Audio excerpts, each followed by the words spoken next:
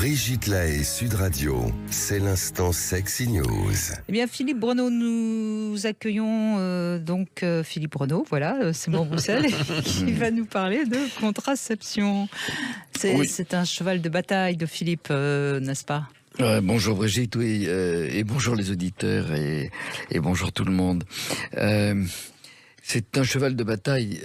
C'est l'un des éléments qui a le plus transformé la société et transformé la vie des femmes, parce que IVG, contraception, il faut le rappeler, surtout pour les jeunes qui n'en ont pas conscience, ça a moins de 50 ans, et ça a transformé la vie c'est-à-dire ça a permis une existence sociale aux femmes.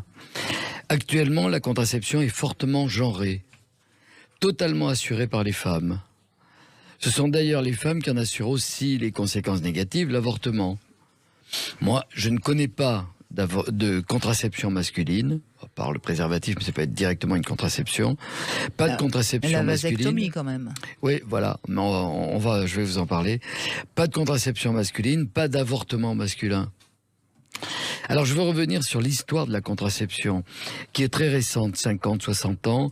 C'est en 1953 que Gregory Pincus va mettre au point la pilule contraceptive. Et alors, quelque chose que j'ai appris parce que je ne le savais pas, Pincus avait découvert au Mexique un légume, une igname, la tête noire, cabeza negra, dont il pouvait extraire la sapogénine, qui est un précurseur de tous les stéroïdes et donc de la progestérone.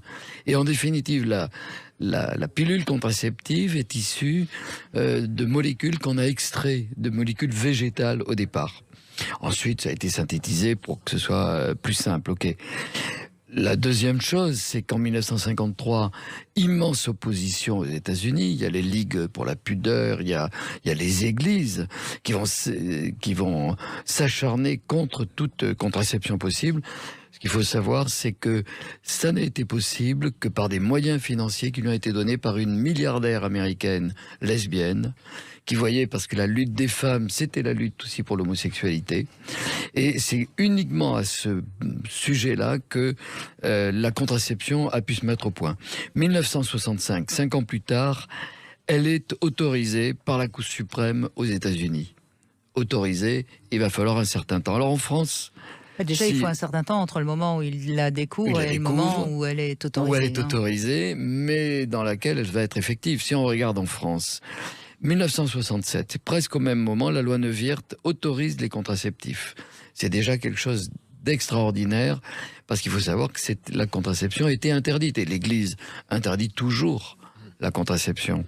La pub pour le préservatif a été interdite jusqu'aux les années SIDA. Hein. C'est ce que j'allais dire. Pardon, en 91, la loi autorise la publicité pour la contraception et les préservatifs. Jusqu'en 91, interdiction de publicité. La contraception est remboursée par la Sécurité sociale en 74, mais on peut dire que la plupart des filles jeunes prennent la contraception en 1980. Dans les années 70, il y en a quelques-unes, mais il y a beaucoup d'opposition. Les jeunes filles doivent en parler à leur mère, qui en parle à la gynécologue. Moi j'ai le souvenir, dans les années 60, et en tout cas en province, lorsqu'on allait acheter un préservatif, la pharmacienne était obligée de le dire à la famille. Mais c'est très intéressant pour les plus jeunes générations qui se rendent compte que tous ces progrès... C'est pas si ancien que ça. C'était il y a 40 ans, 1980. Mais quid de la contraception masculine? Alors, il y a eu beaucoup d'essais, je ne les récapitule pas, depuis les 30 ou 40 dernières années, il y a eu des essais. On sait que certains ont été freinés. Il y a des forces qui le freinent.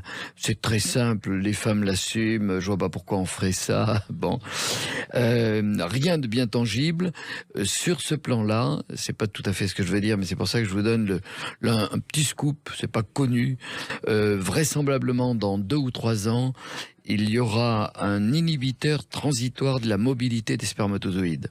C'est-à-dire qui permet que par ce produit, c'est tout simplement une pilule, qui permettra que, je ne sais pas quelle sera la durée, ça sera peut-être un jour, quelques jours, peut-être plus, les spermatozoïdes n'étant pas mobiles, la contraception se fait naturellement.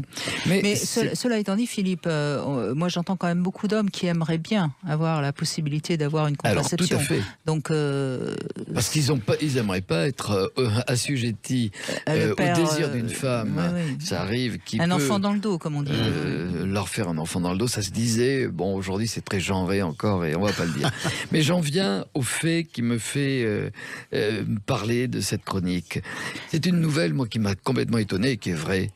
C'est le fait que des hommes jeunes, on va dire moins de 30 ans, en France aujourd'hui, assument la contraception masculine par vasectomie avec un cas particulier. C'est depuis qu'on peut congeler son sperme. Et j'ai entendu un homme me dire récemment, j'ai conservé mes gamètes et j'ai libéré ma sexualité. C'est-à-dire que je vais être autonome. À ce moment-là, je ne dépends plus de la contraception d'une femme. C'est quelque chose de très nouveau. Le dépôt de gamètes masculines dans les centres de contraception, le dépôt de sperme et de congélation a explosé ces dernières années. Moi, j'ai entendu quelqu'un qui le fait multiplié par 100.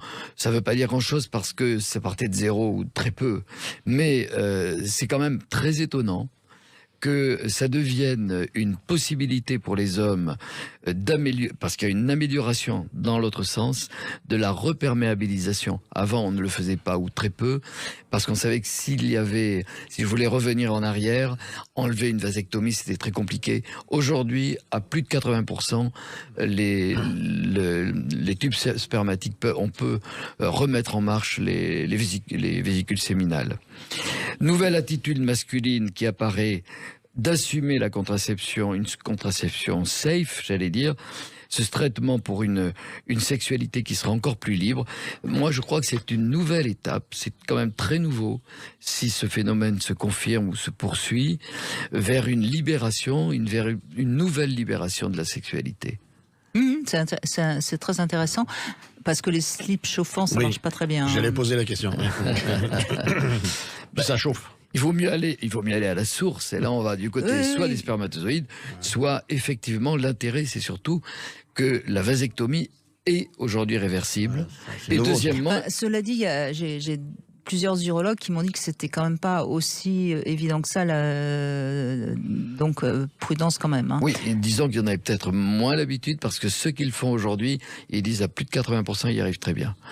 Mais la deuxième chose, c'est que ça bénéficie d'un phénomène que l'on voit côté féminin. Je garde mes gamètes si je veux être enceinte un peu plus tard. Et un homme va avoir le même type d'attitude, c'est-à-dire que là, on sépare vraiment la sexualité de la fécondité. Mais moi, je trouve que c'est une avancée de la science positive, puisqu'après tout, on n'est pas obligé, chacun fait ce qu'il veut, mais c'est une possibilité, en effet, de ne pas risquer de se retrouver père si on n'en a pas envie, et puis quand même de pouvoir le devenir si on en a envie, puisqu'on a des c'est une vraie liberté. Voilà. Sachant quand même, encore, précaution, c'est pas si évident que ça, que des spermatozoïdes congelés puissent... la meilleure manière d'avoir des enfants, c'est quand même le coït naturel. Hein. Eh bien, pas tout à fait, c'est quand il y a même une ce que nouveauté qui a été, il y a une méta-analyse qui a montré, maintenant les centres de fécondité fonctionnent comme ça, ils se sont rendus compte que l'implantation d'un œuf fécondé congelé fonctionnait mieux, bien mieux dans l'implantation que l'œuf fécondé naturel. C'est très étonnant et tous les centres de filles je me méfie toujours de ces informations-là qui sont... Maintenant, c'est surprenant, mais ça a surpris tout le monde. Et aujourd'hui, ils ont de meilleurs résultats. Après, c'est pas ce que j'entends non plus tout le temps non plus. Mais bon, après, moi, je préfère aller chez mon maraîcher plutôt que chez Picard. Hein. C'est un choix de vie. Oui, bon. Bah oui, quand même. Quoique chez Picard, ils n'ont pas de spermatozoïdes, je crois pas. Je sais pas, mais enfin, bon, Non, tout est congelé, quoi. C'est une image.